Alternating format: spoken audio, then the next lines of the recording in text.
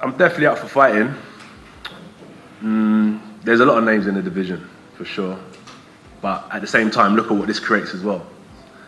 I'm a fighter, and I understand that economics of business as well. And this does good business. Have you lost your mind? This is Anthony Joshua that you just called out. You're fighting Anthony Joshua in less than a month. Why are you doing this? I like to challenge myself. I like to take on the biggest, the best. I said anyone, anytime, any place. I truly mean that. It's as serious in his same approach. If we're in the real world and he takes it serious, this fight should not go longer than about 30 to 60 seconds.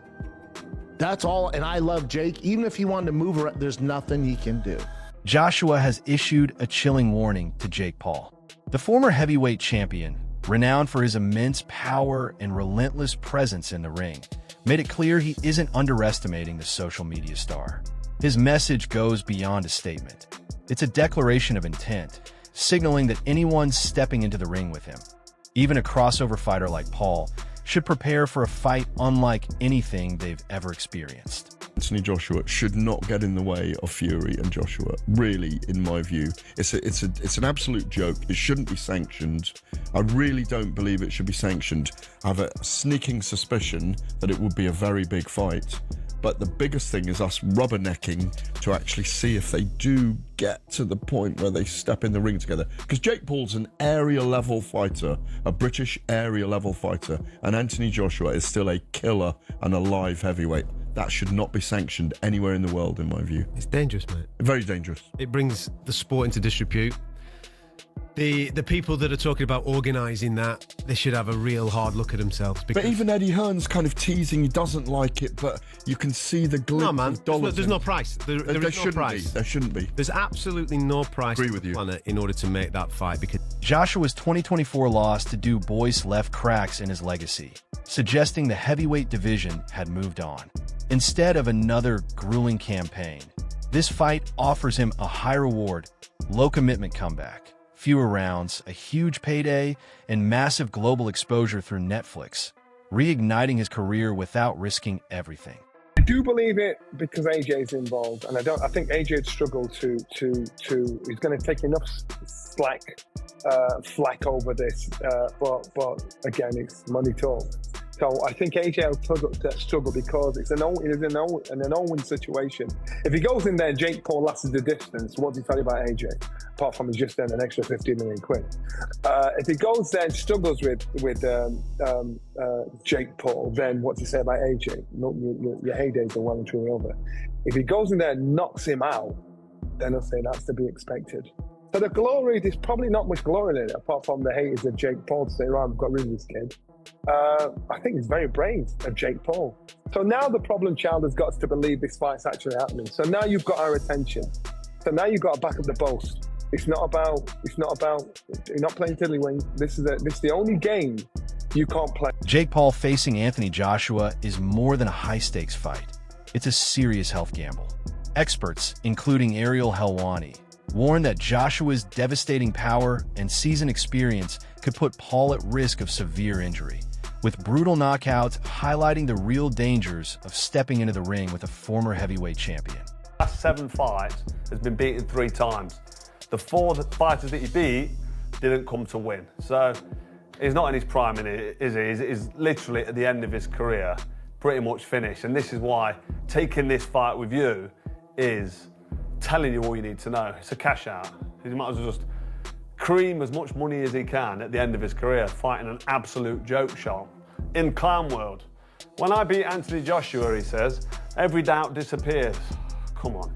I mean, if this is a straight up AJ versus Jake Paul, then we all know what should happen. This is a 1-round job because AJ, even though he's past his best, even though he's seen better days, he throws a nice 1-2 down the middle.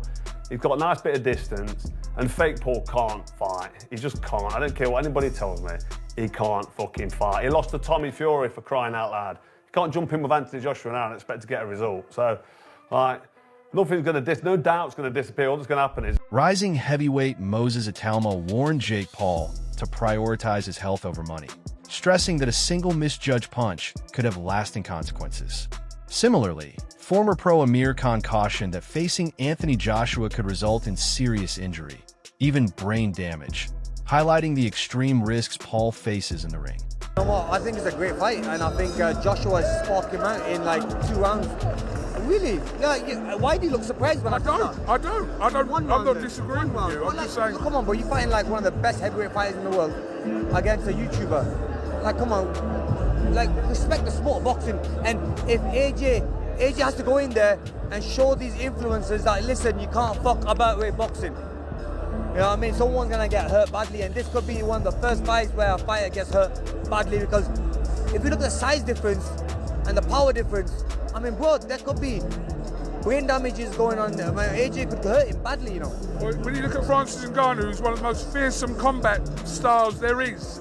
I know it's MMA, but we saw what AJ did to Ngannou. So, and that's why you can't be surprised if AJ is going to do the same to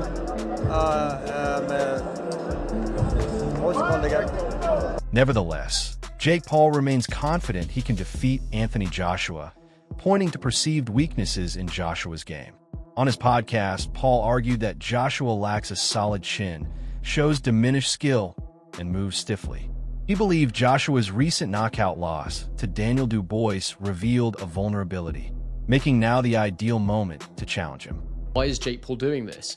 Well, I think it's because he genuinely believes there is a chance he can win this. I think he's calculated everything about Anthony Joshua's circumstances, and he's gone, yeah, I actually think I can do this. I can leapfrog so many years of having to build and go through the ranks and do all that stuff by beating a shot-worn Anthony Joshua. And what are the factors in Jake Paul believing this? Well, it would be firstly that AJ received a loss in his most recent fight. Anthony Joshua's not been in the ring since September 2024, so over a year by the time him and Jake Paul get in the ring together. It will have been around 15 months. It was the manner of Joshua's loss where he looked terrible. He looked like a fighter that was well past his best. His timing wasn't there. He even looked a little bit chinny, dare I say. I mean, I still think he's got a good chin. The shot he took from Dubois was absolutely massive and would have knocked down many heavyweights.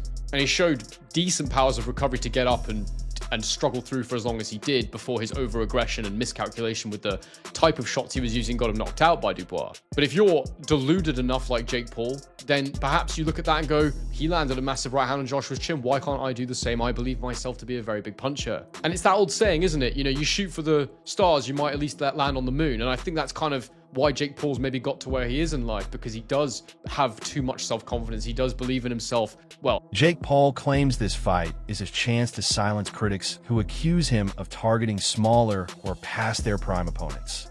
By facing Anthony Joshua, a genuine heavyweight and former world champion, Paul insists he's proving he can compete at the sport's highest level. He believes a victory will erase all doubt and demand recognition.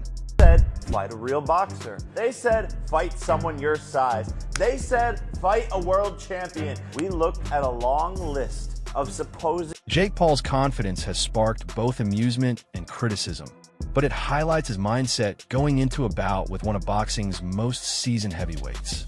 He believes his ability to read opponents, spot openings, and use sneaky strategies from other competitions can translate into the ring. Experts, however, caution that confidence cannot replace genuine skill and fight experience.